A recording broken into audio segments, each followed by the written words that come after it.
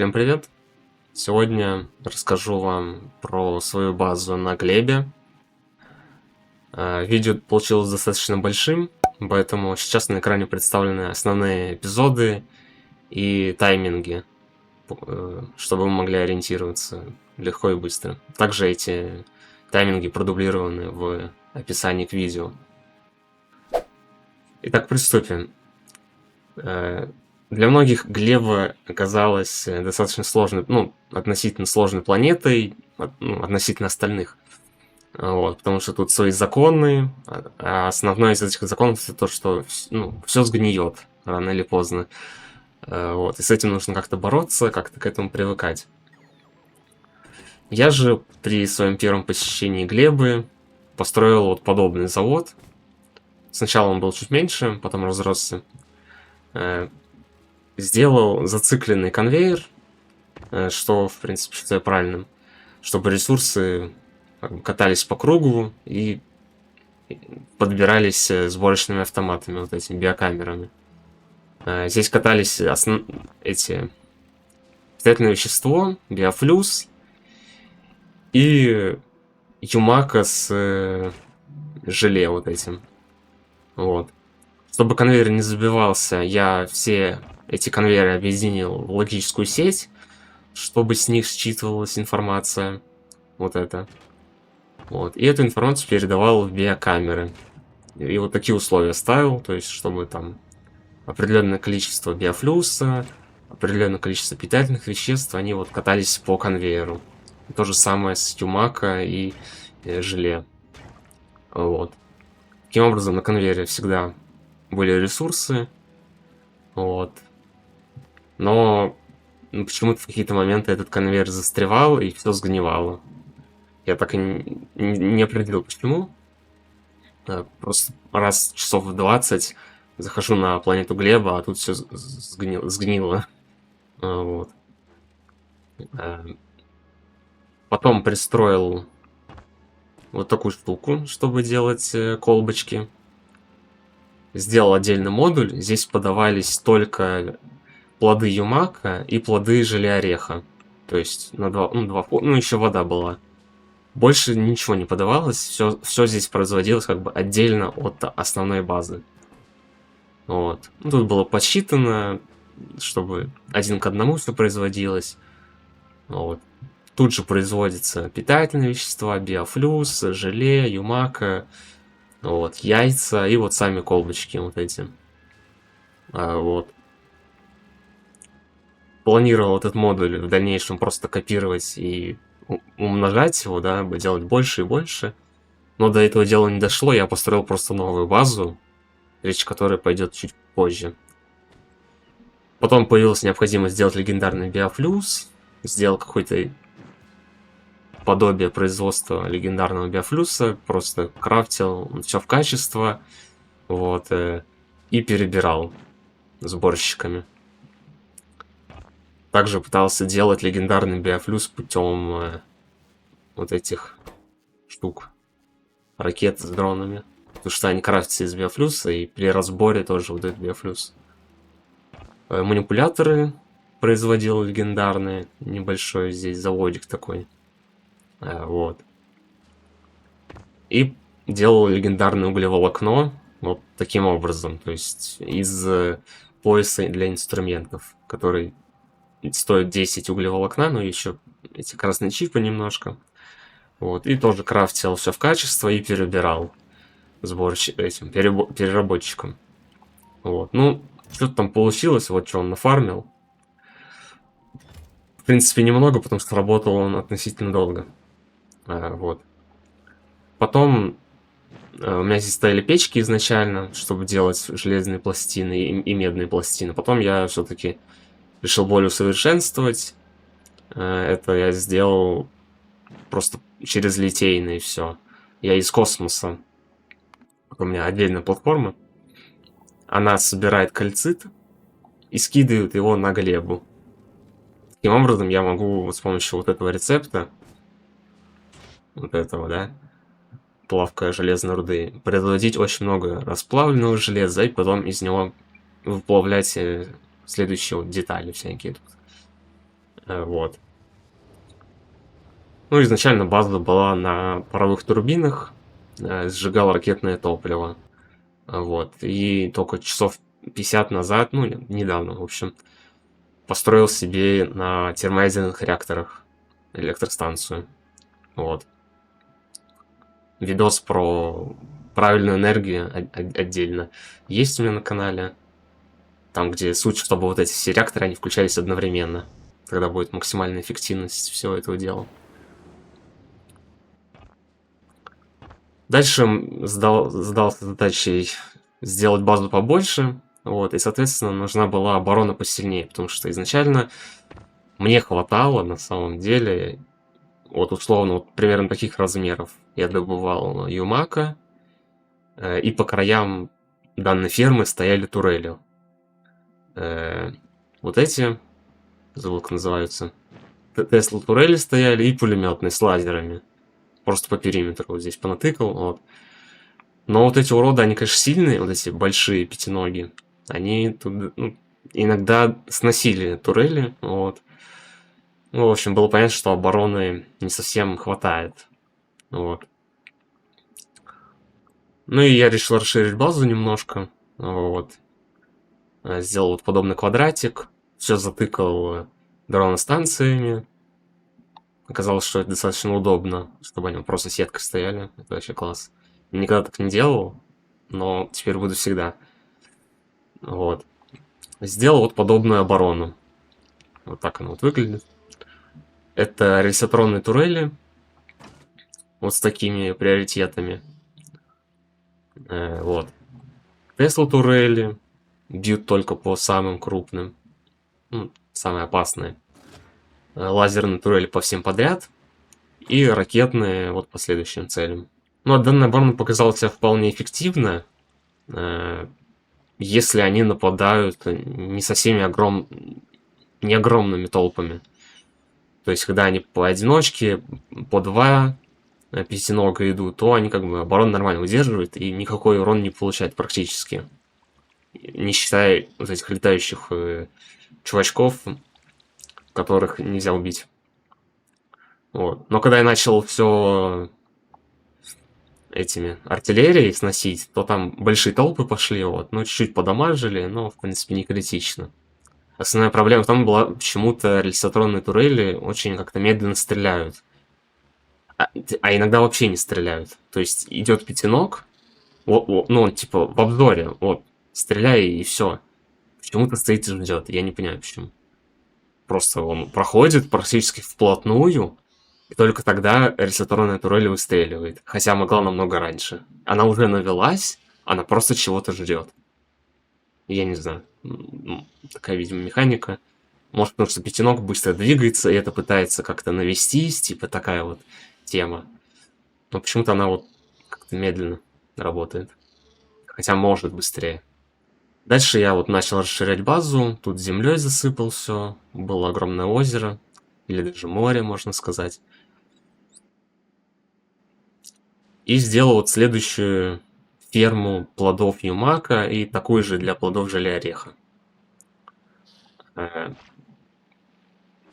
Интегрировал это все в эти блоки дроностанций, чтобы можно было просто копировать. То есть я вот копирую так блок, да, и все, и повторяю.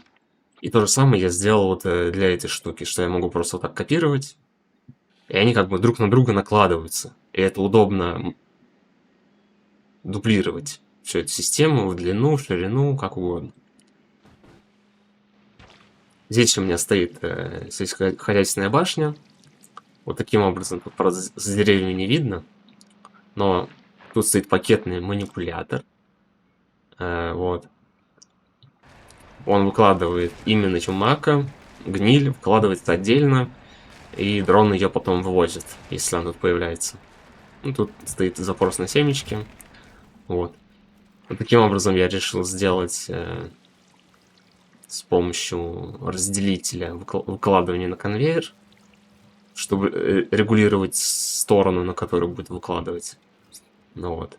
И в конце каждого блока, состоящего из трех башен, он вот разделитель сортирует равномерно на обе стороны конвейера эти плоды.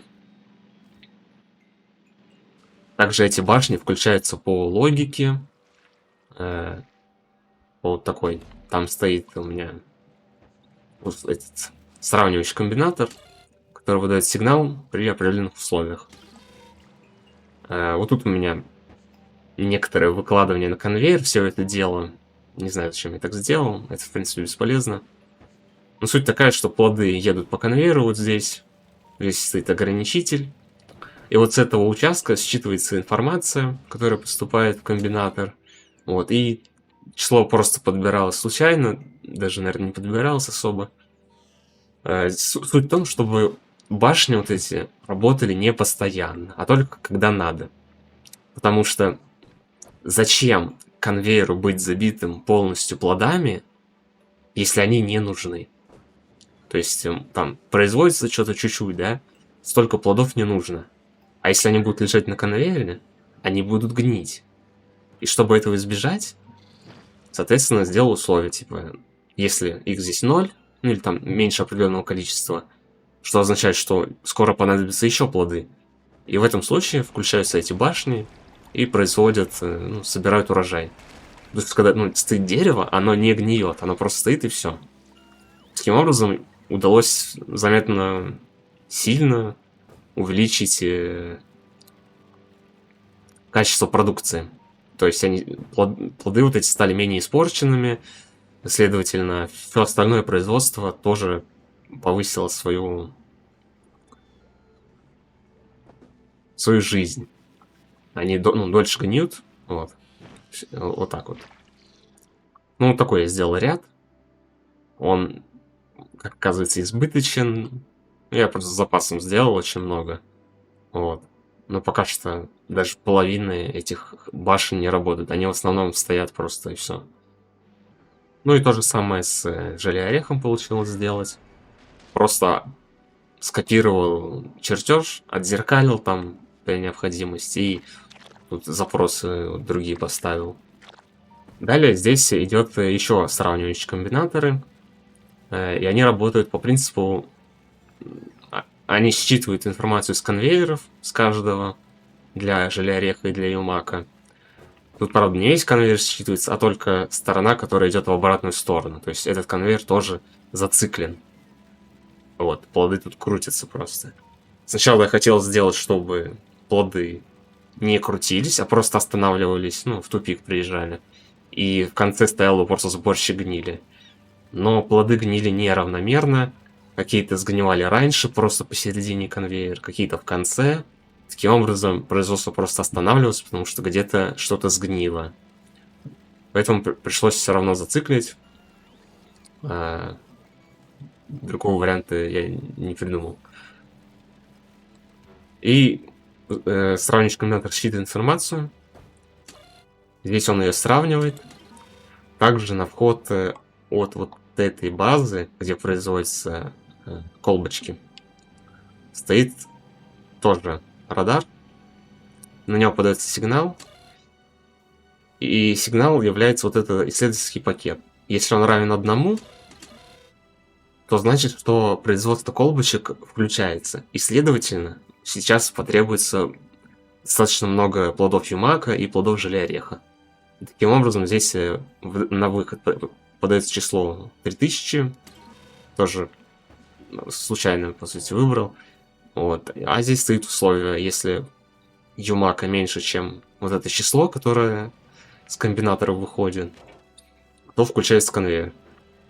Если колбочки не нужно производить, то на выходе 1500, чтобы эти конвейеры не забивались лишними плодами и лишний раз не гнили. Далее сделал вот такое производство биофлюса, достаточно компактное, и производит более чем, ну, по сути, один конвейер турбо. То есть 240 биофлюсов в секунду производит вот этот маленький заводик. Здесь все на легендарном качестве, очевидно. Вот.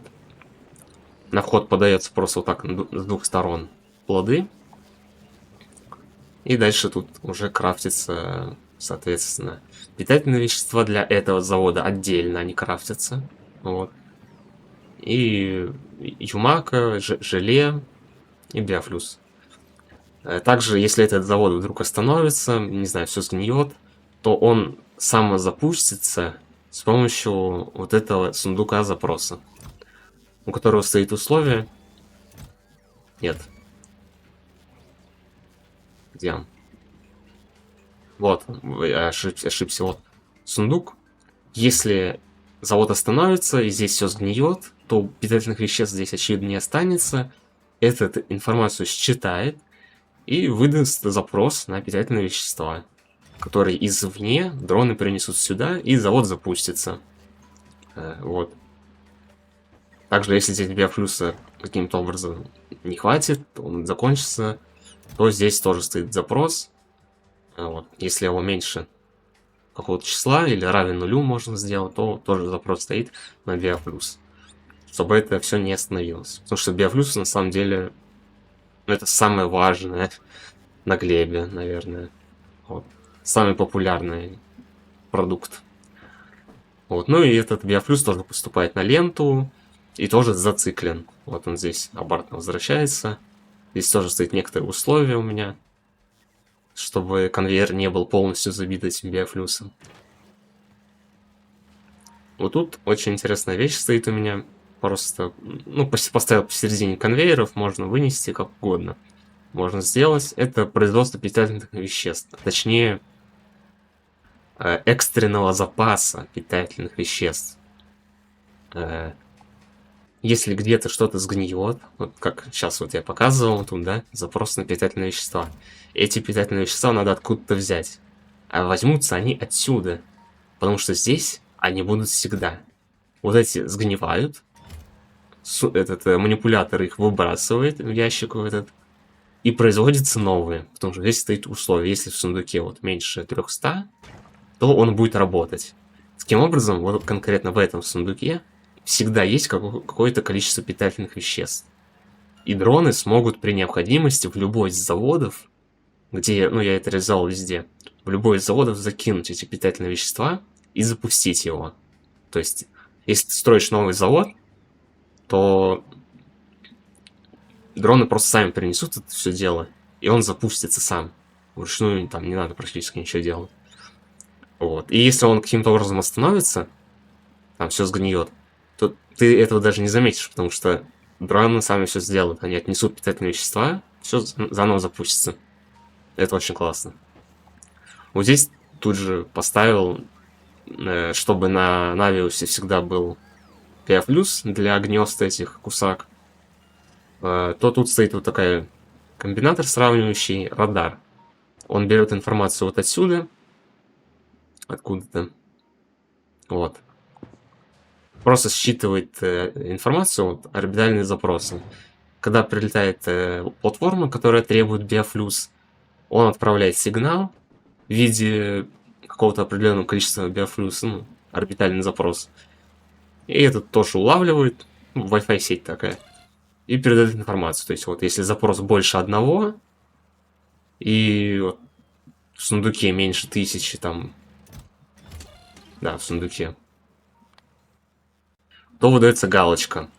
Галочка, соответственно, включает этот манипулятор, он сюда выкладывает биофлюс, и дроны потом его в ракетную шахту несут и отправляют на орбиту. Платформу уже это все дело. Вот здесь я реализовал производство углерода из гнили. Вот сюда отсортировывается вся гниль с конвейеров, вот этих зацикленных. Здесь стоит производство также автоматическое, отдельно от всего питательных веществ. Тут вот тоже запрашивается биофлюс, тоже запрашивается эти вещества, если их меньше определенного количества, да? Вот, чтобы тут ничего не сгнило, не остановилось, точнее, вот. И они работают сюда вот стоит условие, если галочка равняется единице, что означает, если здесь углерода меньше 9000, то на выходе единица. Вот в этих сундуках. суммарно, чтобы производился углерод. Сейчас, как видно, гнили настолько мало, что углерод не может производиться. Точнее, он производится, но очень медленно. Вот в какой-то момент на заводе может казаться, что очень много гнили. И гнили, ну, просто надоело. Она везде, она повсюду. Вот. Но сейчас я сталкиваюсь с такой вещью, что гнилей мало. Потому что производства большие, требуют много. Я там собираю, еще сейчас покажу, легендарные эти пакетные манипуляторы. И поясы для инструментов, чтобы делать легендарные эти углеволокно. И они требуют очень много углерода. Вот. А углерод требует очень много гнили. А гнили столько у меня просто нету.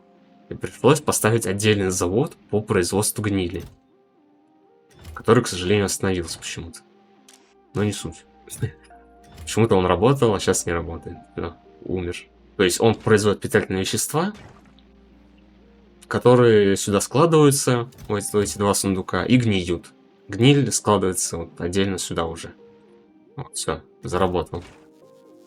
Вот здесь надо было поставить галочку «Считывать содержимое». Далее я придумал такую тему, чтобы хранить... Была проблема с хранением вот этих семечек. Как и где, вот. И решил это так. Семечки производятся вот тут. Ну, не только здесь. Ну, в том числе и тут. Точнее, нет, стоп. Я перепутал. Там они, наоборот, закладываются. Ну, вот, допустим, вот здесь. Юмака перерабатывается, на выходе там с каким-то шансом могут быть семечки. Эти семечки отдельно выкладываются в сундук активного снабжения. А здесь стоит запрос на эти семечки. Вот.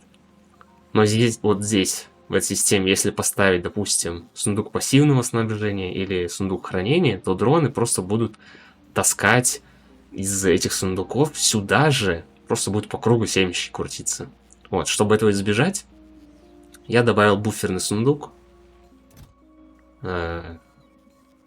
Считываю с него содержимое, со всех сундуков считываю содержимое. Здесь подаю, вот такое условие сделал. 14 тысяч это объем всего хранилища, вот этих 12 сундуков. Вот. И если семечек больше, чем 14 тысяч, то включается манипулятор и лишнее просто сжигает. Буферные сундуки дают возможность здесь не ставить вот эту галочку. Таким образом, этот сундук, он запрашивает только вот из этих двух. Точнее, ну из трех. Это активное снабжение, которое старается избавиться от предметов его задачи. Пассивное снабжение, хранение. Он из этих сундуков сюда забирает, но не забирает из буферных. А если семечки где-то нужны, например, ну вот здесь, да, нужны семечки. Сейчас, вот. Здесь можно поставить галочку, запрашивать из буферных сундуков. И дроны будут таскать семечки как раз таки вот из этого хранилища. Вот из этих зеленых сундучков. И то же самое сделал с гнилью. То есть, где гниль нужна, я поставил галочку запрашивать из буферных. Где она не нужна, просто запрашивается. И вся гниль, которая появляется на базе, она приходит в этот сундук. Ну, видите, какой мало почему-то. Вот. И тут она тоже также может, таким образом складируется. Здесь тоже стоит условие на количество. Лишнее будет выкидываться. Здесь вдоль шины с плодами. Вот я начал строить другие свои производства. Это углеволокно. Тут все в маяках. Тоже ставит условия. Если углеволокна много, то есть все сундуки забиты, то производство, в принципе, все остановится. И производиться ничего не будет. Если тут галочки не будет, вот это тоже выключится и не будет лишнее производить. Чтобы лишний раз там впустую ресурсы не уходили.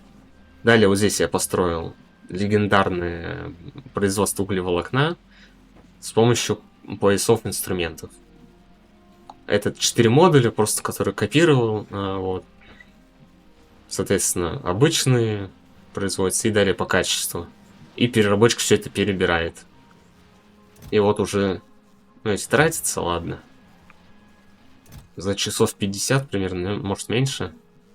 Вот только произвелось углеволокна легендарного. Здесь уже полностью. Здесь у меня производство манипуляторов пакетных. Легендарного качества, прошу прощения. Вот. Таким же образом. То есть сюда вот. Тут питательные вещества производятся, желе. Сразу же напрямую поступает в этот сборщик, который просто собирает обычного, ну, с модулями качества, соответственно. Собирает манипуляторы. Тут переработчик тоже самое перерабатывает. Главная проблема подобных производств предметов более высокого качества это то, что конвейер может забиваться. Потому что каких-то предметов может оказаться больше, чем других. То есть, например, сейчас мы видим, не хватает массовых манипуляторов, вот этих зеленых. Да? Бывала ситуация буквально пару часов назад, наоборот, вот желе мало, а этих много. То есть тут не совсем пропорции как будто соблюдаются, и чего-то может быть больше. Поэтому я сделал вот такую штуку. Если любой вид ресурса он превышает какое-то значение, то этот ресурс просто выкидывается в переработчик. Вот таким образом конвейер не засоряется.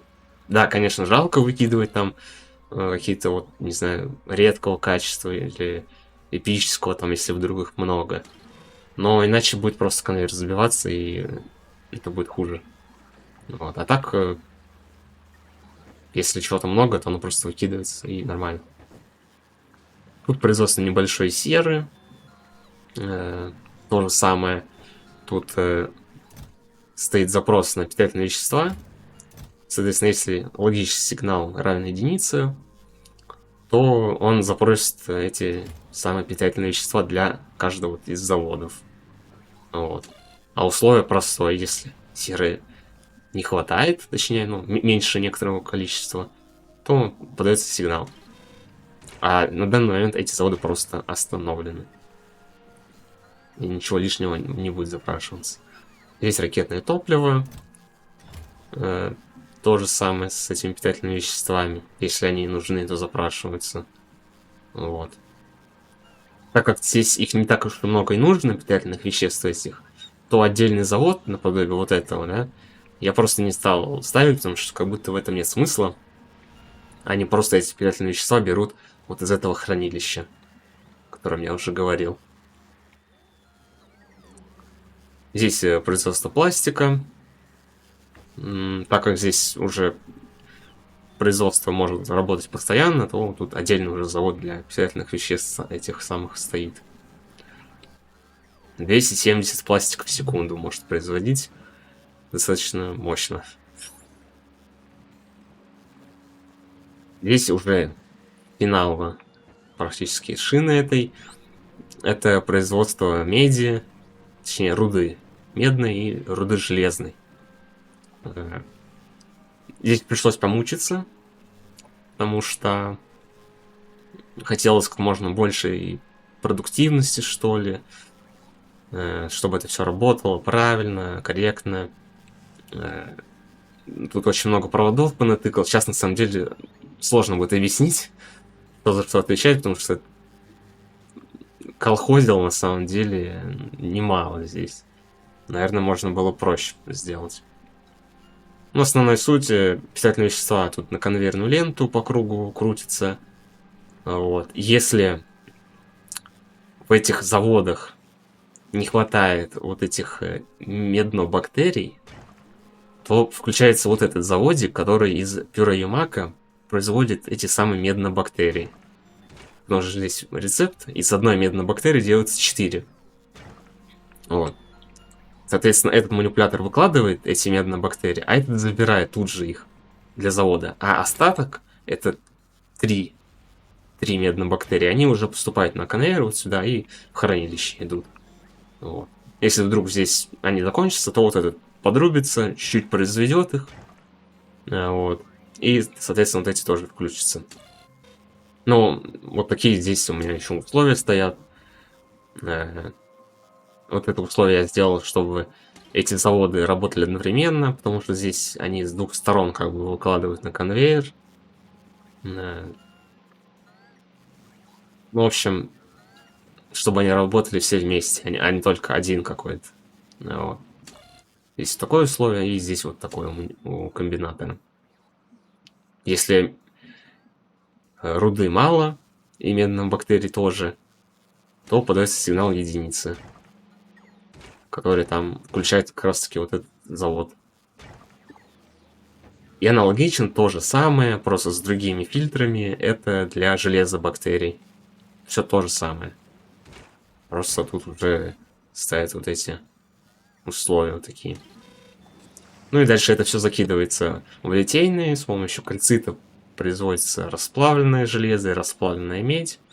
Вот. Дальше все это по шине идет вот сюда. У меня сделал блок недавно.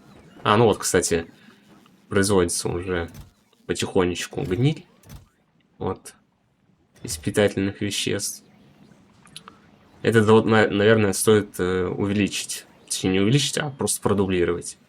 Потому что что-то он все равно гнили мало производит. Его нужно очень много. Ну, тут у меня мазут. Тоже банальная вещь. То есть, если нужно произвести его, запрашиваются вещества эти.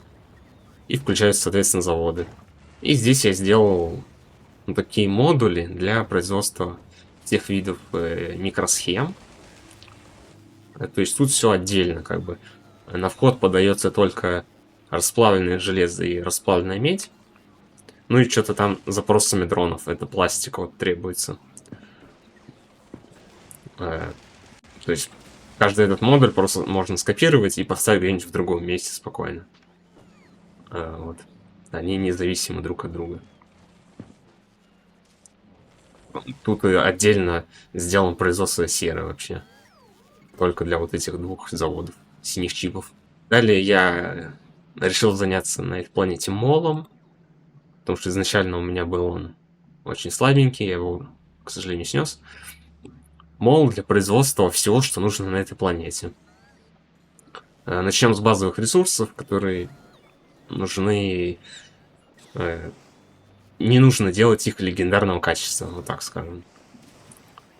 Ну вот, сами видите, это пластины, стальные балки, трубы, там все дела, вот здесь конвейеры.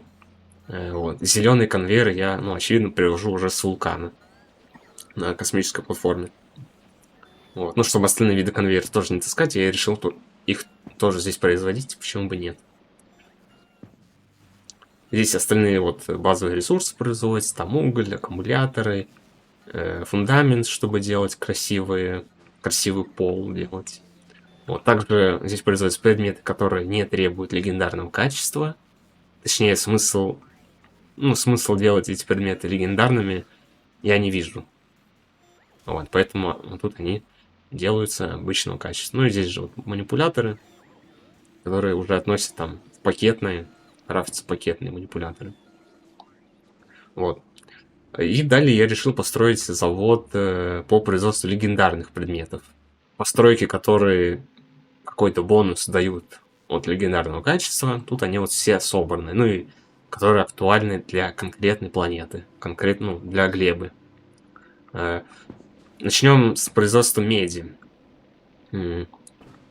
Медь я добываю переборкой конструкции малой плотности. То есть у меня есть платформа, вот такая,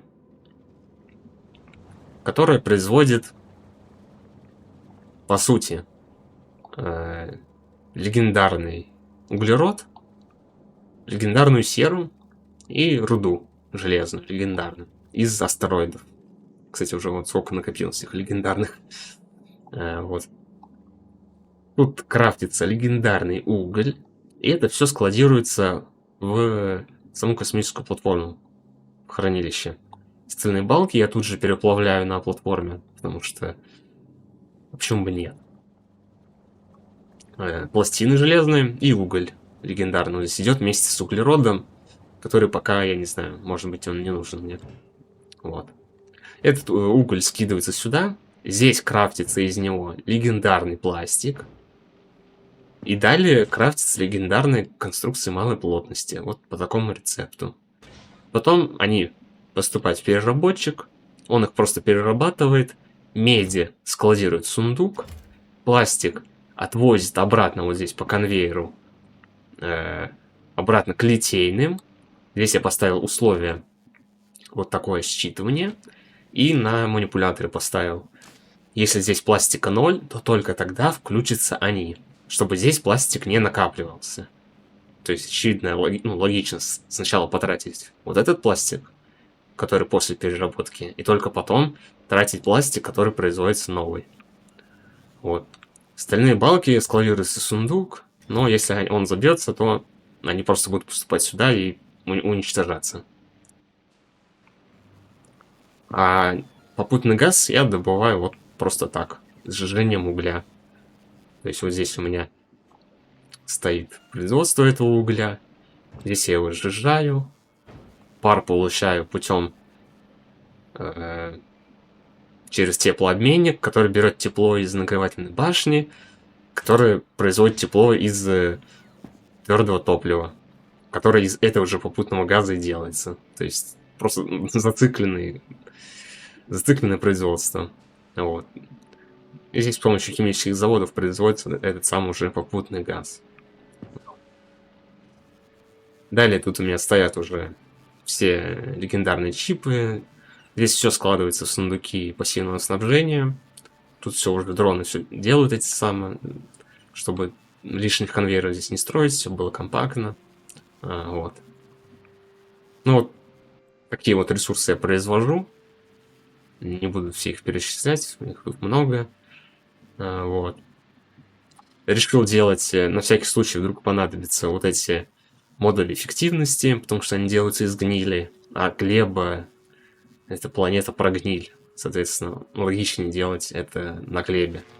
Ну, также, в отличие от других планет, вот я здесь делаю вот эти ракеты с дронами легендарными. Тоже понадобится. Земля легендарная здесь нужна, потому что она используется вот в этих, которые я не построил, потому что ну, используется в биокамере. Ну и все, в принципе. Чтобы сделать легендарную биокамеру. Легендарные сельскохозяйственные башни делать нет смысла. Она никакие бонусы не дает. Вот. Эти биокамеры я здесь не произвожу, потому что они требуют... во-первых, я их накрафтил уже достаточно. Много. Просто на будущее с огромным запасом. Но они требуют легендарные питательные вещества, легендарные яйца пятинога. А здесь я строить это не хочу, потому что здесь у меня не предполагается какая-то оборона. То есть... Ну и я не хочу, чтобы гниль была и все такое. То есть я это построю просто где-то отдельно. Также на каждой из планет я делаю шахты ракетные легендарные. Вот. Потому что их перевозить через космос нельзя. Вот, приходится делать здесь. Ну и логично, вот ракетные турели, углеволокно легендарное на этой планете я имею. Легендарный камень я ложу с вулкана просто. Вот, с помощью этой платформы. Вот, запрос такой у меня стоит. И на глебе вот он скидывается, этот камень весь, все, что нужно. Далее я хотел бы сказать про вот такую вещь. Это сундук хранения, точнее, ячейка хранения яиц. Потому что эти яйца, они гниют, из них вылупляются вот эти уроды маленькие, которые постоянно мешают. Как я это сделал? Тут стоит таймер. Только для того, чтобы этот завод не работал постоянно. Потому что ему постоянно нет смысла работать. Здесь я поставил отчет до 12... Нет. До 15 тысяч. Просто какое-то, некоторое число. Тоже случайно выбранное. Конкретно подбором. Вот. Ну и там, когда значение там, больше некоторого другого значения, то включается эта биокамера. Просто я сделал, чтобы она работала с перерывами, по сути. Вот. условно там 2 минуты она не работает, и 1 минуту она работает. Вот. Она производит эти яйца пятиногов, они складируются в сундук. Если в этом сундуке их становится много, то вот этот манипулятор, вот здесь таким условием приоритет свежести, вот, и условие такое, если больше 40, он лишние и самые испорченные просто сжигает. Вот этот манипулятор из этого сундука перекладывает в этот, только если в этом сундуке яиц мало. Ну, точнее, вот, если меньше одного, чтобы вот этот завод работал. Таким образом, здесь всегда свежие яйца, вот эти пятиногов. Они не гниют, не вылупляются эти мелкие чувачки. Вот, и все хорошо. Здесь стоит запрос на питательные вещества. Вот таким образом я сделал. То есть, если таймер подходит к 10 тысячам, этот таймер, к слову, каждые 15 тысяч обнуляется. То есть, вот он тикает, до 15 тысяч доходит и стартует с нуля. Вот. И вот если этот сигнал больше 10 тысяч и меньше 15 получается, то запрос на питательные вещества и, соответственно, включается вот этот завод. И эти яйца можно хранить спокойно. То же самое можно сделать для легендарных яиц. Потому что легендарные яйца нужны не всегда. Они нужны, ну, если легендарные колбочки не делаете, только для биокамеры. Чтобы делать биокамеры легендарные. Как часто нужно крафтить легендарные биокамеры? Ну, наверное, не очень часто.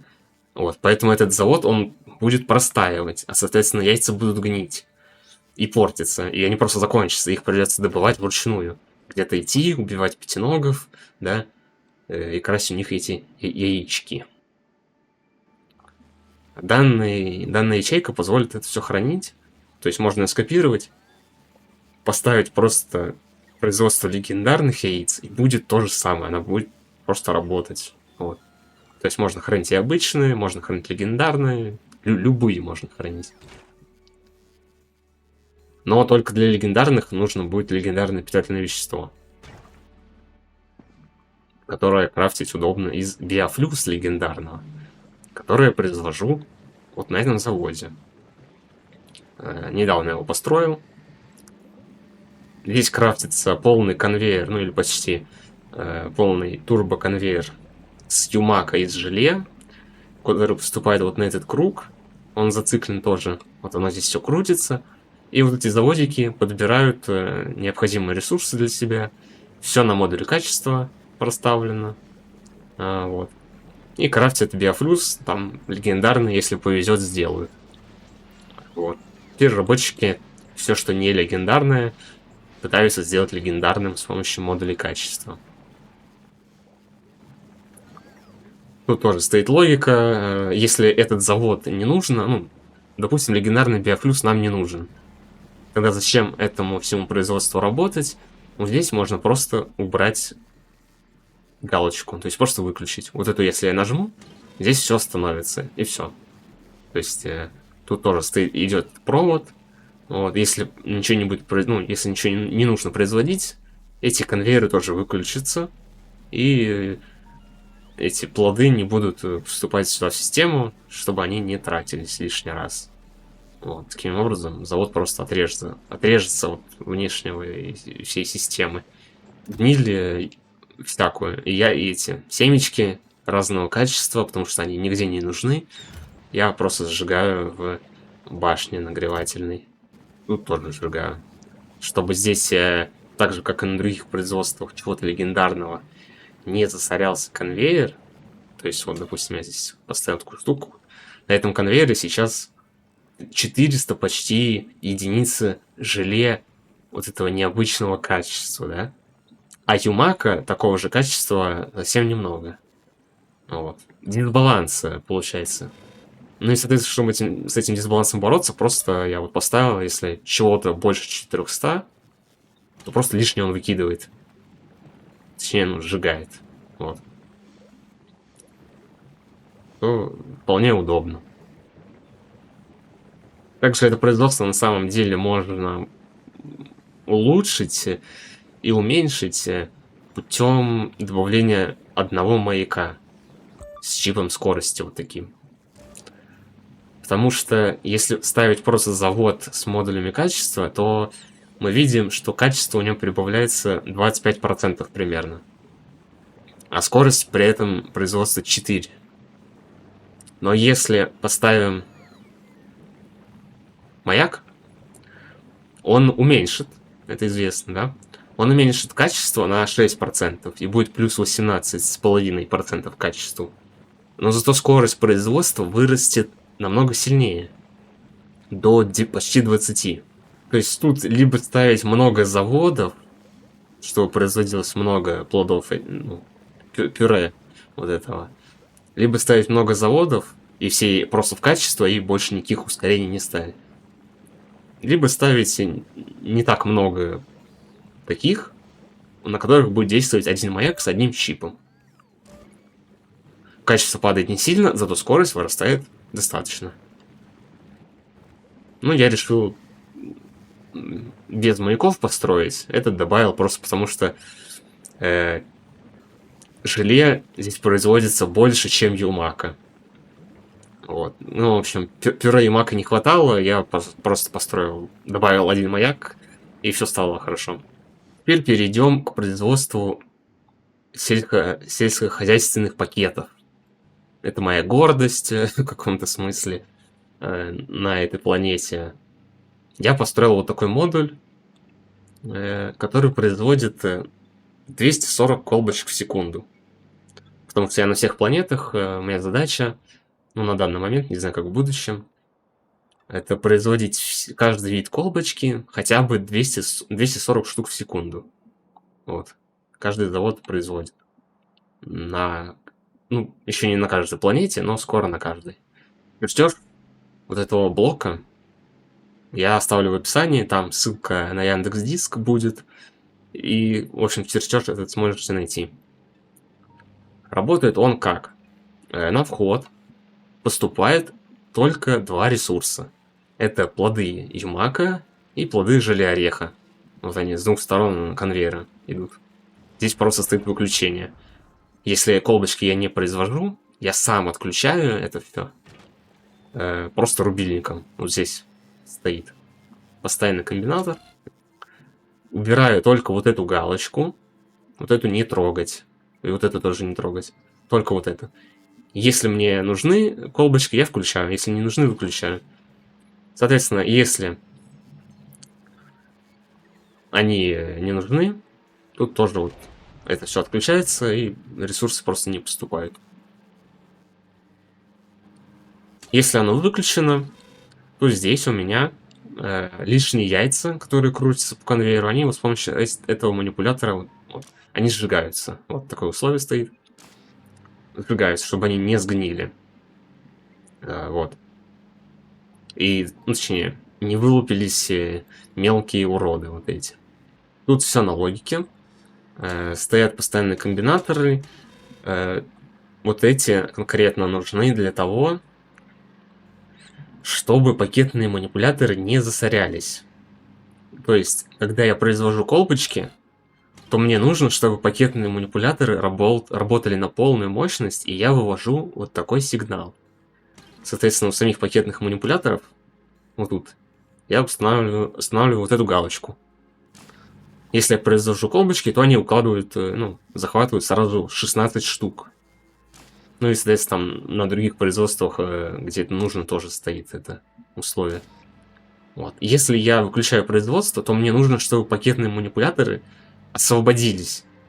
И все, что у них в руке, чтобы они все это скинули, и чтобы у них это не сгнило, и они не застопорились.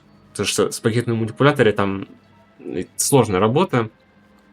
Если у них там что-то сгниет в клешне ихней, то они не положат это на конвейер, пока у них вот этот размер пачки там, ну, полностью он не добьется. Пока манипулятор полностью не забьется ресурсами, он не сработает дальше. Вот поэтому я так делаю, что просто размер пачки уменьшаю до 1, и таким образом они работают как обычный манипулятор, по сути. Вот, и все нормально. Можно попробовать включить. То есть я специально здесь все остановил, для того, чтобы на видео это все показать. Да, еще вот что. Чтобы здесь все заработало, тут так же, как и везде, стоит сундук с запросами. То есть вот, если на конвейерах нету яиц, и при этом сигнал единица равен, что, ну, который говорит, что нужно производить космические пакеты здесь и сейчас, ну, исследовательские, вот, то поступает запрос, и запрашивается некоторое количество яиц, которые вот сюда поступают, и дальше здесь уже производится все больше и больше, и по конвейеру они текут дальше-дальше, включаются все остальные производства, вот, и все это работает. И тут то же самое, чтобы вот этот основной блок по производству питательных веществ, здесь он производит вот только питательные вещества. То же самое, вот, если такие условия, запрашиваются эти самые питательные вещества. Сейчас я сделаю как? Я вот это все выключу, чтобы продемонстрировать исследование, наверное. Вот это почти у меня уже началось исследоваться. Вот, допустим, нажму продолжить. И вот здесь достаточно мне будет нажать только одну галочку. И все это сейчас включится. Все. Вот эти фонарики загораются у меня только если колбочки на конвейере больше нуля становится их. Вот, чтобы это красиво все было. Ну и вот. Поступили питательные вещества, заработали заводы с биофлюсом. Здесь он уже начинает их крафтить для остальных производств. Биофлюс потек в сторону остальных заводов. Уже производятся яйца, уже смотри сколько их. То есть там дрон принес из того хранилища эти яйца. И сейчас они вот уже здесь их дофига. Это уже производится... Нет, еще не производится. Здесь стоит условие, чтобы если яиц больше вот некоторого количества на конвейере этом всем, то манипуляторы это все начинают выкладывать уже для производства колбочек. Вот, все, они начали работать. Все, заработали заводы. Вот, как видим. Ну, сейчас будет уже больше. Вот эта диаграмма, кстати, я поставил просто ради декорации. Светящиеся лампы эти показывают количество яиц на конвейерной ленте. Сначала было красный свет, их было мало. И вот количество яиц увеличивается, и лампочки начинают постепенно загораться. Когда их уже будет максимальное количество, то лампочки будут гореть все. Вот, чтобы конвейер не забивался яйцами, тут тоже стоит условие на выкладывание этих яиц, если их вот меньше некоторого значения, которое вот указывается в этом постоянном комбинаторе. То есть я вручную просто поставил. Ну и вот, уже осталось двум лампочкам загореться, что будет означать, что, в принципе, завод полностью включился и работает на полную мощность. Тут уже все биокамеры производят колбочки, уже 240 колбочек в секунду полетели. Все, вот эти лампочки, исходя из этого условия, загорелись. Завод полностью включился. Здесь также видим... Ну, здесь почему-то... Почему-то этот не изменил свои условия. Он должен был 3000 вот здесь указать, чтобы было много юмака. Нужен красный провод просто. Да. Да, чуть ошибся. И теперь стоит условие, что пока здесь не будет 3000, то вот он будет это юмака делать. Соответственно, эти будут работать более часто. Ну и все. И плоды желеореха и юмака поступают в больших количествах. Эти требуют тоже их немало. Вот. Ну и все заводы включились. Остановились они из-за того, что биофлюса мало, потому что мало плодов юмака. Но это только временно, потому что сейчас они уже на полную мощность выйдут. Вот это все дело. И уже будет поступать достаточное количество. Ну и платформа, соответственно, ждет. Точнее, она не ждет, я ее выключил. Вот. Сейчас она полетит за колбочками. И все это заберет дело. И доставит на Навиус уже. Вот. Вот такая база. Этот блок можно просто расширять. Да, чертеж в описании к видео. Я уже, да, говорил. Просто копируешь, дублируешь, подводишь два вида ресурсов, но при этом нужно иметь вот подобное хранилище яиц и хранилище питательных веществ, чтобы они всегда были, чтобы можно было просто нажать на галочку. И это все автоматически включилось. Вот.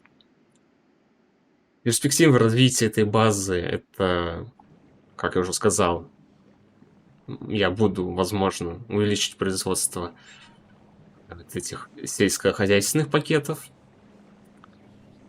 Но, не знаю, возможно, буду делать легендарные.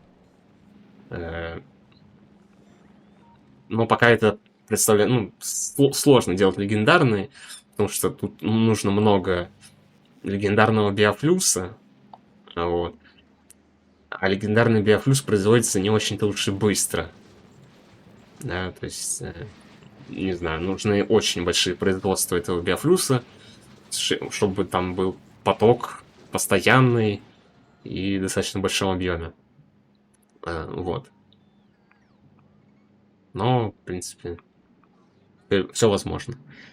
Также, если не будет хватать плодов этих, можно просто увеличивать объемы собирания этого урожая. Вот. Объем, эти границы базы позволяют.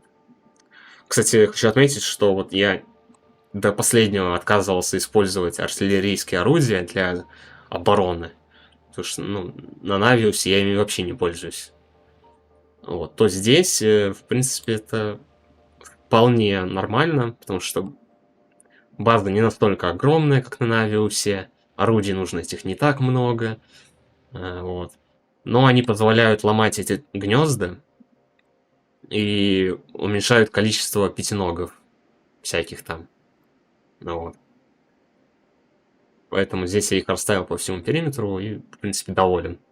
Что и вам советую делать. Потому что иначе загрязнение будет дорастать, они будут постоянно нападать и будут вас беспокоить оповещениями. То есть там у этих, у ходунов вот этих пятиногов, они выпускают некоторый снаряд, тут почему-то не указан. В общем, какую-то штуку летающую отправляют в постройку с персонажа, неважно. Ее нельзя убить, можно просто подождать, либо пока она сама упадет, либо пока она врежется. Вот. А из-за того, что ее нельзя убить, она постоянно врезается в оборону, ударяется, наносит урон, и постоянно какое-то уведомление, что там постройка повреждена. Вот. Вот это мне надоело. Я просто поставил артиллерийские орудия. Все. Теперь я очистил периметр достаточно мощно. Вот. И они практически уже все, они не нападают. Я давно не видел уведомлений никакого о нападении и все такое. Ну, в принципе, это все, что я хотел сказать про свою базу. Вот это я, возможно, снесу. Хотя пока она не мешает, так сказать, прошлое вот это вот, древние технологии. Так что на этом заканчиваю. Всем, кому нужны чертежи, ссылка в описании. Спасибо за просмотр. Всем пока.